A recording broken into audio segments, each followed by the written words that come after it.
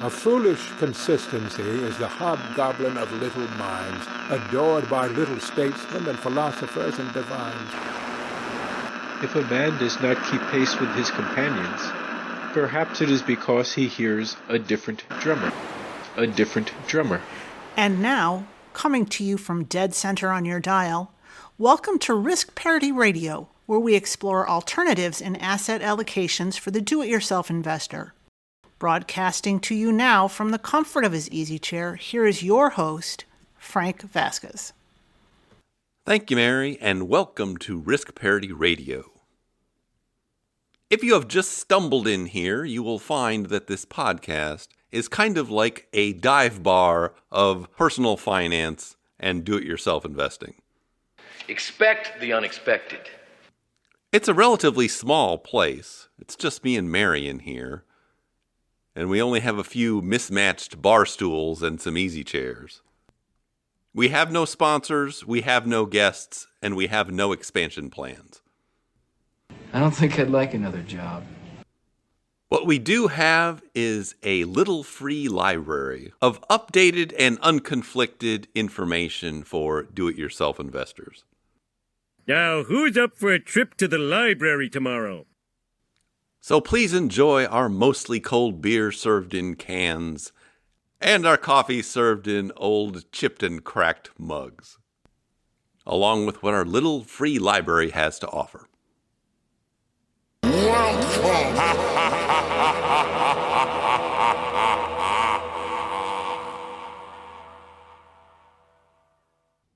But now onward, episode 352. Today on Risk Parity Radio, we're just going to get to a few of your emails, which are still piling up. But before we get to that, I have a little announcement and a plea.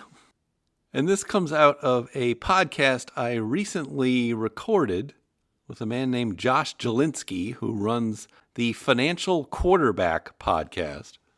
Now, I had never heard of the Financial Quarterback podcast until they contacted me last month and asked me if I'd like to go on the Financial Quarterback podcast. Surely you can't be serious. I am serious. And don't call me Shirley. So I looked at it, and it turns out that it is actually a long-running AM radio show, but they are now really trying to branch out into more podcasting, like I'm sure many of you are familiar with. So he had already interviewed people like Paula Pant of Afford Anything and David Blanchett and Jim Dolly, the white coat investor. So I says, well, sure, you must be scraping the bottom of the barrel when you get down to me. I don't exactly have the reach of any of those folks. You can't handle the truth! And in the exchange leading up to the recording last week, he asked whether there was anything I'd wanted to talk about in particular. And I said, not really, but I would like to promote the charity we promote on this podcast, which is the Father McKenna Center, which serves hungry and homeless people in Washington, D.C. And he graciously allowed me to do that at the end of our recording, and then surprised me, a very pleasant surprise, by offering to have his podcast donate up to $10,000 in matching donations to the Father McKenna Center in connection with his broadcasting of the podcast I appeared on. Now, that podcast will probably come out in the next 2 weeks, but I thought I would get a jump start on the pleas for matching funds. And so if you are interested or had been thinking about making a donation to the Father McKenna Center, this is the time to do it. Yes! And the way you need to do it in order to get the match is to donate directly to the Father McKenna Center using their donation page. And there will be a place in the donation where it allows you to dedicate the donation or make a comment or something. And in that little box, what I need you to do is put in the Financial Quarterback, spelled just like it sounds. And we'll be adding all those up and then asking the Financial Quarterback for the matching money. And also seeing if they might not want to be a sponsor of the Walk for McKenna, our major fundraiser that we hold in September every year.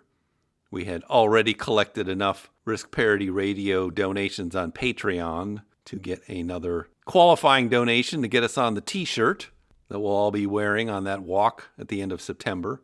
But maybe there'll be a financial quarterback icon on there too. Yeah, baby, yeah! So I will be promoting this for the next month or so and then seeing where we are. And I'll also let you know when that episode of The Financial Quarterback comes out, featuring yours truly. But now, without further ado... Here I go once again with the email. And... First off, I have an email from Judy.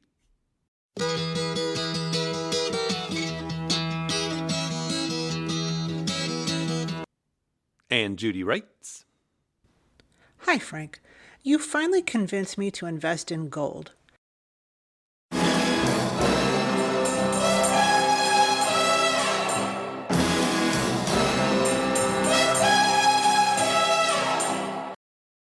Now that I've read Ray Dalio's book about the changing world order, I see you are probably both right about that. I wonder why you picked GLD over other gold ETFs. I don't want to buy gold at Costco and put it under my mattress, but I am also concerned about the security of buying an ETF that holds gold in a trust somewhere. And I assume it could be stolen or risk fudged books. I guess there isn't a good solution, but I would love to hear your musings on why you chose GLD over some others. I assume you think it is the most trustworthy, as some have lower expense ratios, so it would be good to know why. Also, do you know where these non-governmental trusts are getting their gold? I hope not at Costco. I continue to enjoy your show. Oh, and I should say that I donated some clothing to the Father McKenna Center through their Amazon link. Judy. Top drawer. Really top drawer. Well, Judy, welcome to the Gold Member Club.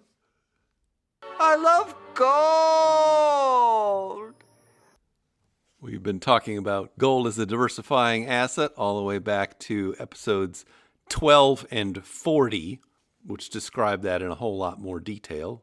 And you should go back and listen to if you haven't. But gold is something that is bad on its own, or not very good on its own, but makes a great diversifying asset in a portfolio that is mostly stocks and bonds. And we learned from a big earn analysis back in episode 40 that the optimal allocation to it seems to be somewhere around 10 to 15% in most generic stock and bond portfolios. That being said, although it's had a very good run recently, I think it's up 20% in the past year or something like that, it usually is very boring, and it usually just sits there, and that's what you should probably expect it to do, which isn't always a bad thing because it was pretty flat in 2022 when a lot of other things were looking pretty ugly. So now let's talk about how to buy it, or the best way to buy it.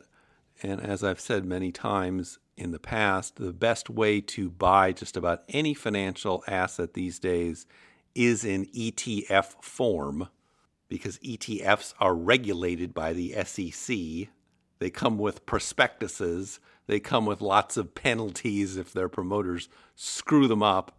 And they are generally put out by very reputable creators of ETFs like Vanguard, iShares, Spider, and other things that put out lots and lots of ETFs and that we can be very confident in.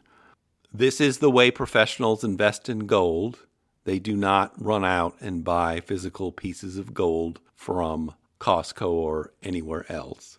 Professional investors, hedge funds, registered investment advisors, and other people like that use ETFs for these purposes, and so should you. No more flying solo. You need somebody watching your back at all times. And we'll talk a little bit more about that in a minute. But in terms of which ETFs to use, I will refer you to the ETF database and also to another link one of our listeners posted recently. There are at least 10 or a dozen gold ETFs right now. Now, you mentioned GLD. That is the oldest and still the most popular of the ETFs that invest in gold. It holds about, I think, $65 billion in assets. The next most popular one is IAU, then GLDM, then SGOL, and then IAUM.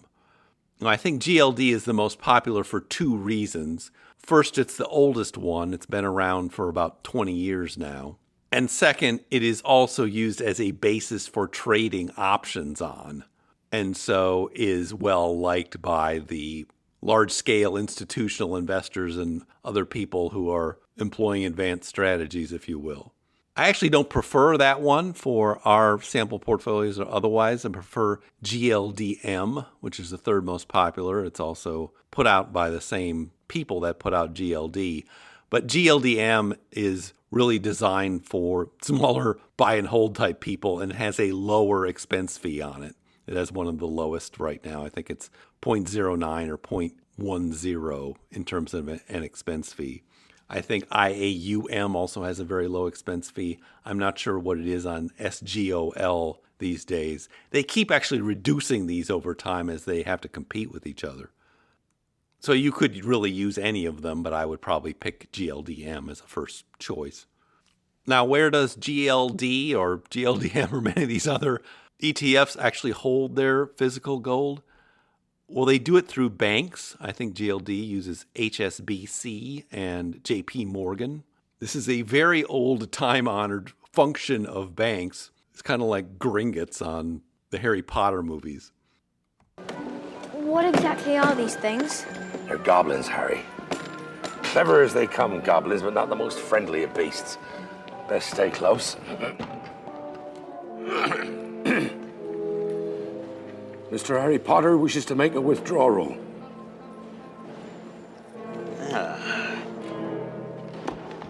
And does Mr. Harry Potter have his key? They actually have vaults where they have gold stored in them, generally in London and New York.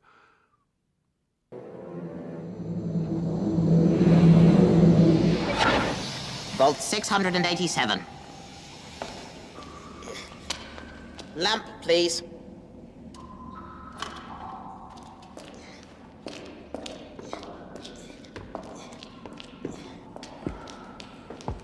Key, please.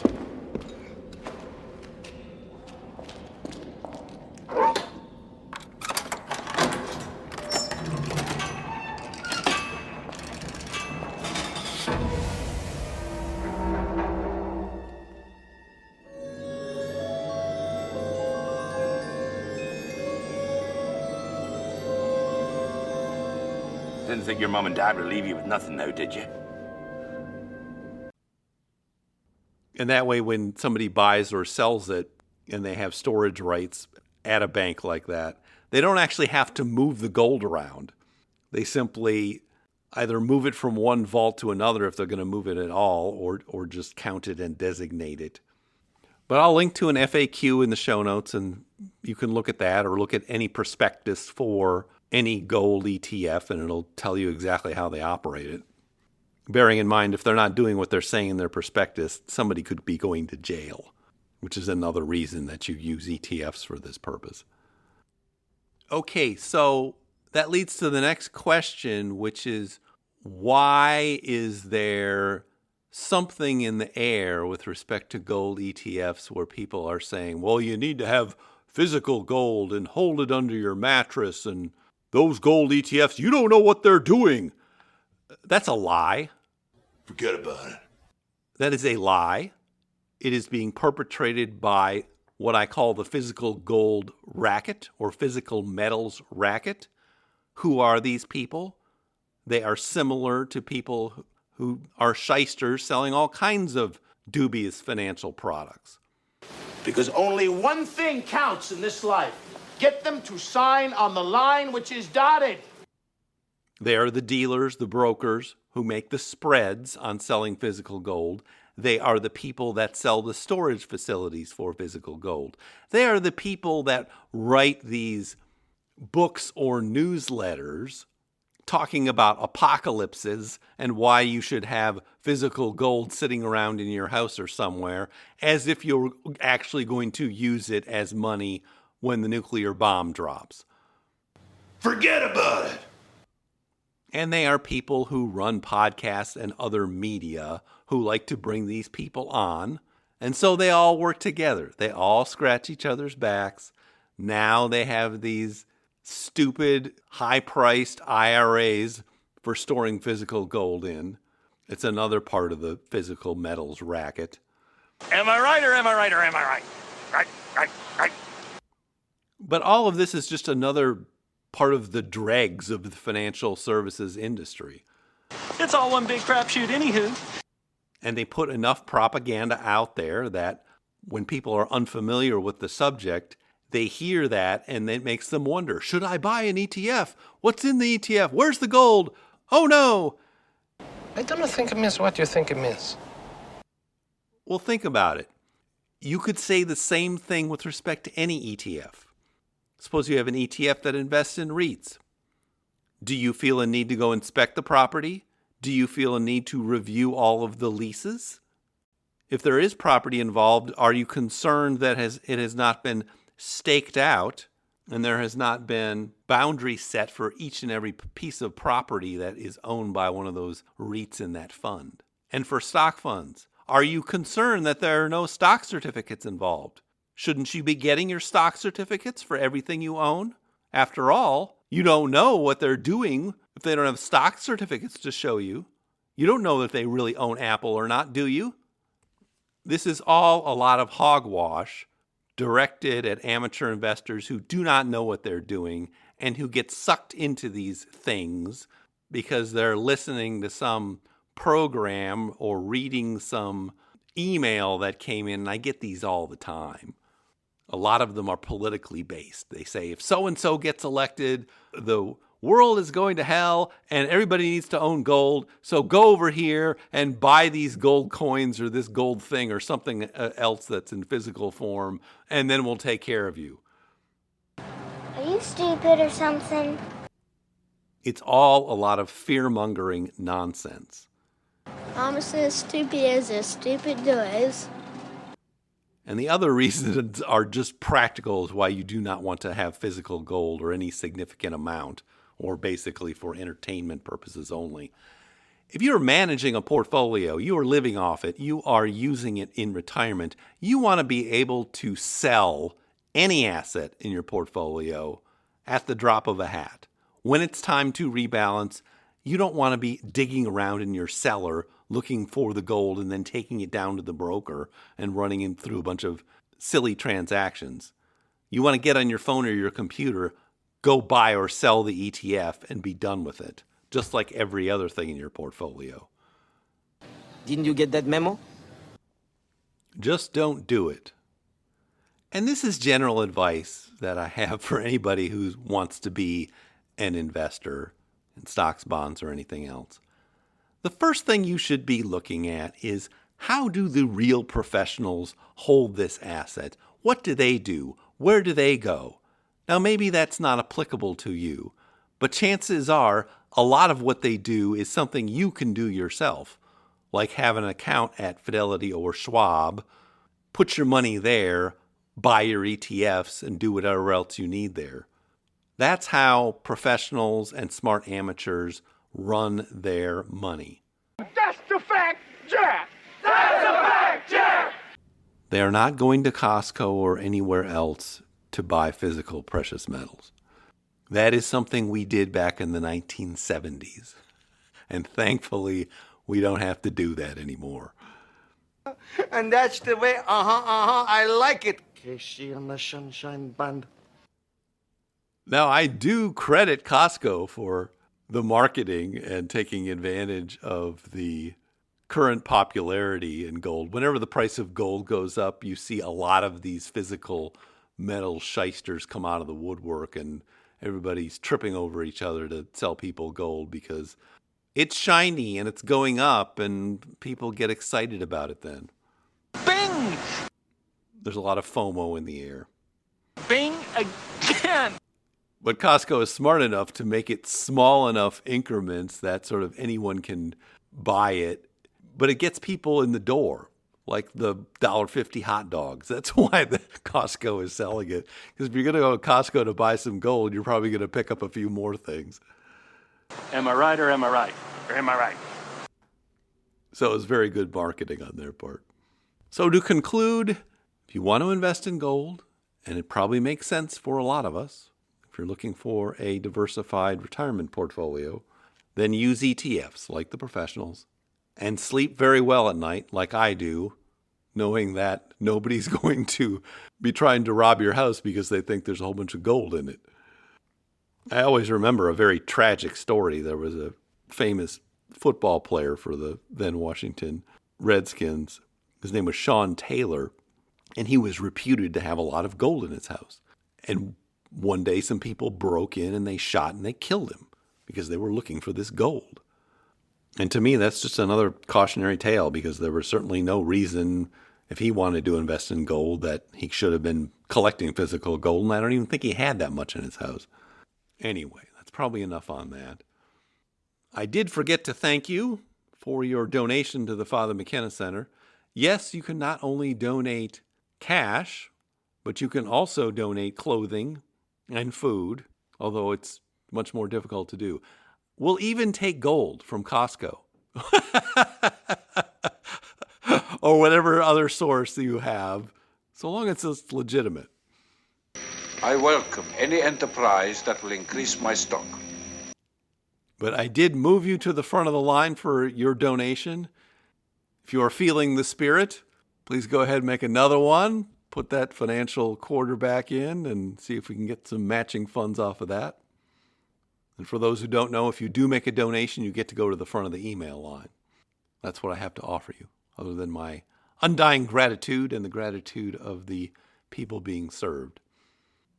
And so thank you for your support, and thank you for your email.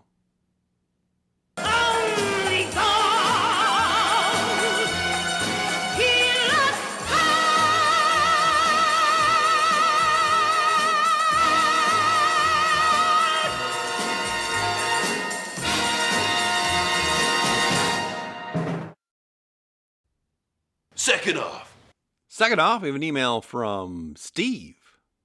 Hey, Steve! And Steve writes, I'm a regular listener and just wanted to give you a smile. I was listening to the latest Money Guy podcast, and they said the first question was from Kyle. And in my mind, I heard Cartman yelling, Kyle! Alas, they didn't play that clip. Steve. Sometimes love is hard, but you can't just run away from it. When you start to have something special, you have to work at it. What could I say, Steve, but... And the funny thing is, I think we have at least 3 people named Kyle that have written emails into the show. This is the end, Kyle. It's you and me. It is right up there with Mark as one of the most popular names. The brave and noble Marcus Vindictus. And while the Money Guy show may be much more popular than this one, probably for good reasons, they are not nearly as fun or as weird. Even though it might seem like the world is against you, you still have to hold on with both hands. Don't let society dictate who you can and can't be with. I'm glad you appreciate the humor here, because not everybody else does. And thank you for your email. Thank you all. That's all I wanted to say. That and the Batmobile's outside. Seriously, you guys gotta see it. It's the Batmobile. It's outside. Last off, we have an email from My Contact Info. Oh, I didn't know you were doing one. Oh, sure. And My Contact Info writes, Hi, Frank and Mary. Congratulations on the graduation of your son and his gainful employment.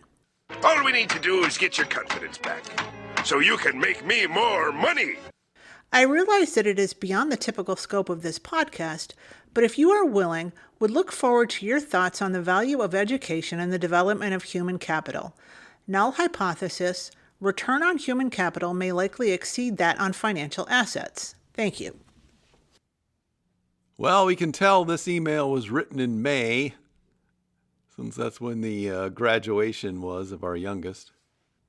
He is off now earning his bread as a newly minted financial analyst, working for a large credit union.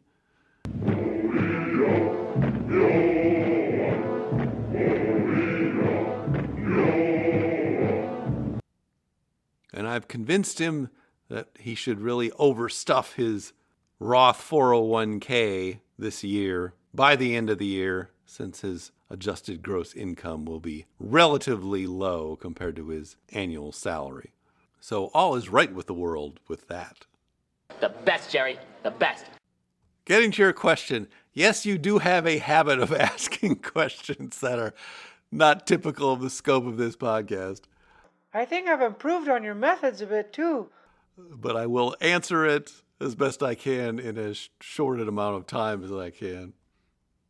Now, first, I'm taking your definition of human capital as essentially your ability to generate income, which I think is the common definition of it.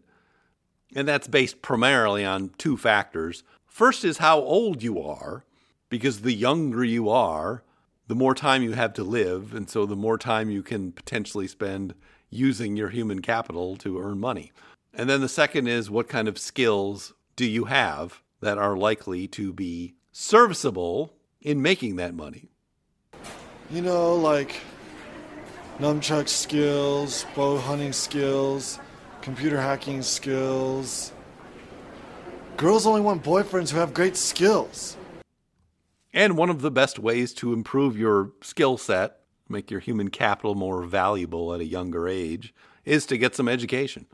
Now, I would say Mary and I are very biased in this department because our family histories show that the American dream came essentially from people getting an education. What are we doing here? You promised you'd visit the Penguin the day you got out. Yeah? So I lied to him. You can't lie to a nun. We gotta go in and visit the Penguin. My father came to this country when he was 17 years old in 1946 to go to college, and then stayed and became a doctor. And that was the secret of his success, improving his human capital to make it more valuable. My mother was also one of the first in her family to get a college education, and that helped her get a job as a teacher. This is even more stark on Mary's side. Both of her parents have PhDs and were professors, and they both have written books in their field. And so most of Mary's siblings have postgraduate educations, and so do most of my siblings, if you include me. And most of us went into some kind of profession that required that kind of education in order to be able to perform in that field. Lawyers, doctors, veterinarians, etc. Send lawyers, guns, and money. Dad, get me out of this. Ha! So I'd have to say, as a general proposition, getting some kind of education generally improves your human capital and makes you more valuable in a marketplace. Now, that being said, in the day and age we live, a lot of education is overpriced for what you're getting. Education used to be really cheap, particularly if you go back pre-1980. Now it can be extremely expensive, and in a number of cases, if you're not careful, the improvement that you're getting to your human capital is not worth the cost of what is being paid. And that has to do with what kind of education you're getting, what kinds of degrees you're getting, and where you are going to get that education, how much you're having to pay out of pocket, and whether you could have gone somewhere else and got something similar. I think this is becoming better known these days, especially since people have finally figured out that since about 2006, student loan debt is not dischargeable in bankruptcy most of the time, and so can create a real big albatross around your neck if you're not careful. And there are many good options for getting a good education without paying too much for it. So, for example, if I lived where I live today in Virginia and couldn't afford an education or to send our kids to school, one good option here is you can go to community college for 2 years at a relatively low cost, then transfer to any number of the state institutions that are well regarded and get the same 4-year degree that anyone who went there to begin with would get. But if you are paying for your child's education, I do urge you to sit down with them before they go to college and have what I call the talk, which is not about the birds and bees, but about your expectations of what they are supposed to be doing in college if you were going to pay for it. Get out. And don't come back until you've redeemed yourselves. And what I told ours is simply, look, from our perspective, you are not going to college to go find yourself or have a vacation or twiddle your thumbs for 4 years, that we expected that you would get a valuable certification, learn some valuable skills while you were there, and then make some valuable connections so that you could launch yourself into an emancipated state upon leaving that institution. Can we fix it? Yes, we can! And while that certainly will not work for everyone, it did work for us and our 3 children. But now let's talk about who education may not be appropriate for as a means of improving human capital, at least formal education. There's a very interesting book to read. It's called Barking Up the Wrong Tree. It's by an author named Eric Barker, who also had a blog called Barking Up the Wrong Tree. I'm not sure it's still active anymore. But it talked a lot about a lot of popular psychology topics and other things. And the very first chapter of that was about the fact that some people are just more predisposed to getting more out of education than others, which may dictate some of their path. And so if you are really good in school, you should probably stay on that track and go become a doctor or lawyer or something like that.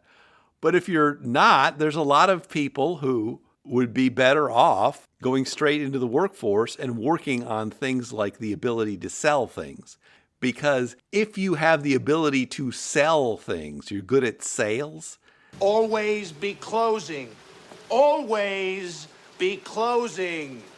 In our consumer culture, that sort of trumps everything. That even if you don't have a very good education and you're good at sales, you can succeed very well. Because we're adding a little something to this month's sales contest. As you all know, first prize is a Cadillac Eldorado. Anybody want to see second prize? Second prize is a set of steak knives. And a lot of entrepreneurial people or people who are extroverted and don't take well to formal education often have the kinds of skills that render themselves well to things like sales or entrepreneurship or other things like that. Or if you gravitate towards working with your hands or some other thing like that, then perhaps trade school is the best option for you. You combine that with a little bit of sales skills, and all of a sudden you are making millions of dollars in your own small business. It's gold, Jerry, gold. But if you read that chapter and then go read a book like So Good They Can't Ignore You by Cal Newport, both of those essentially talk about it's really the development of skills of some kind, and whether you can do that through formal education or some other way. The development of skills will help you improve your human capital, so you're more valuable that way, but also help you with figuring out what your purpose is in life, or at least a purpose in life. And so that is fundamentally the skill development, whether that comes through a formal education or some kind of informal education, going out there, knocking on doors, making those phone calls, and improving your sales skills. AIDA, attention, interest, decision, action. Attention, do I have your attention? Interest, are you interested? I know you are. Decision, have you made your decision? And action. There are many different opportunities for many different kinds of people. And so you should not foreclose any particular method of improving your human capital. It is largely going to be based on your personal predilections and natural aptitudes. But that's probably way too much on this, although we do need to talk about your null hypothesis. That is, return on human capital may likely exceed that in financial assets. I think that's definitely true, particularly near the beginning, simply because if you, for instance, gain some skills and get some position, you are likely to get many raises going up right away. And that's often what people are doing in their 20s or 30s, going from an average salary or returns on their investments in terms of personal work to a much higher return in a relatively short amount of time. And you're really not going to be able to do that if you don't have any capital or don't have access to capital. One of the things about student loans is you can't borrow money necessarily to start a business or make an investment, but you can borrow to get an education.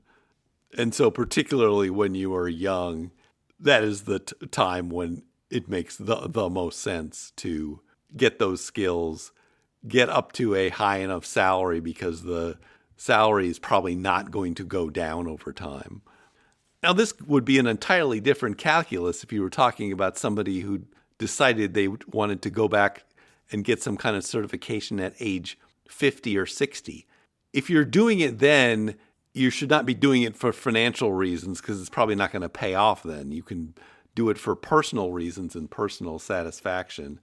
But at that point, assuming you've accumulated some amount of assets, the fact that you're going off and doing a new skill development through education is probably not going to be that financially remunerative compared to just sitting on a bunch of assets and watching them grow financially. So I would say your hypothesis is likely true with a high probability for younger people, but not nearly as true for older people who've been around for a while. And now that's certainly more than enough on that. You telling me to shut up? I'm telling you to shut up. I will tell your recorder so that you don't forget. Hello, this is Chuck to remind Bill to shut up. Because now I see our signal is beginning to fade. If you have comments or questions for me, please send them to frank@riskparityradio.com. That email is frank@riskparityradio.com.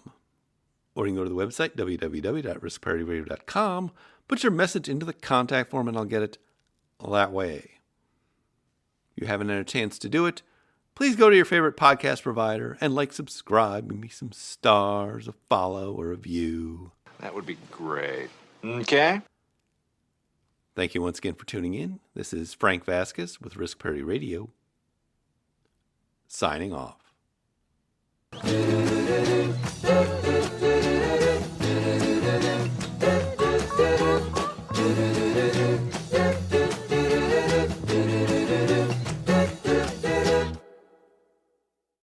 The Risk Parity Radio Show is hosted by Frank Vasquez. The content provided is for entertainment and informational purposes only and does not constitute financial, investment, tax, or legal advice.